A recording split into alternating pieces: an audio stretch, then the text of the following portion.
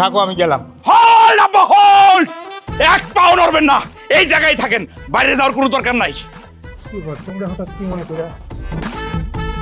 আব্বা কি করেন আরেকবার কোন তো? ওই যে হঠাৎ তোমরা কি মনে কইরা? শুনছো শুনছো তোমার আব্বা কি কয়? আমি একটা নতুন জামাই, হীরার টুকরা জামাই, আমারে কয় কি কি মনে করে এই বাড়ি যাইছি, কেমন লাগে কও? যদি শ্বশুর না হইতে আজকে একটা কেলেঙ্কারি করে ফেলাইতাম এই বাড়িতে। ঠিক আছে, ঘরে আর ঢুকবো না, হিসাবটা তাহলে করে ফেলাই। কি বলো? কি হলো? মাথা নিচু করে আসছো কেন? মাথা তো নিচু করবাই, আর তো এটাই, আর তো কিছু পারো না। হ্যাঁ আব্বা শোনেন, আমার হাতে সময় খুব কম, সময় মাত্র 3 ঘন্টা। এই 3 ঘন্টার মধ্যে 2 লাখ টাকার ব্যবস্থা করেন। এই 3 ঘন্টা এই জায়গায় আমি বসে থাকবো, ঘরে যাবো না। আপাতত একটা চেয়ার এনে দেন, বসি। কত টাকা কইলা? বেশি না আব্বা, মাত্র 2 লাখ টাকা আব্বা, 2 লাখ। বিশ্বাস করেন আব্বা, মনটা খুব খারাপ।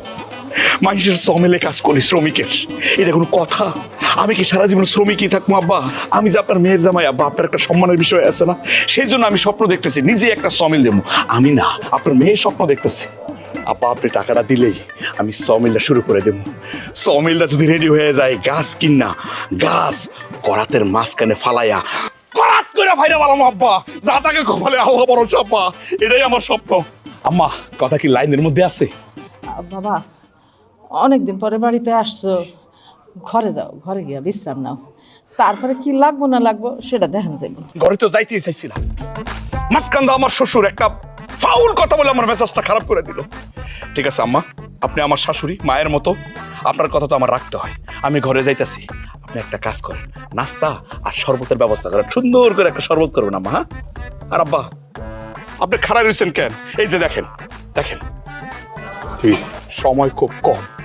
আম্মা আপনি নাস্তার ব্যবস্থা করেন, আব্বা আপনি টাকার ব্যবস্থা করেন, তাড়াতাড়ি করেন।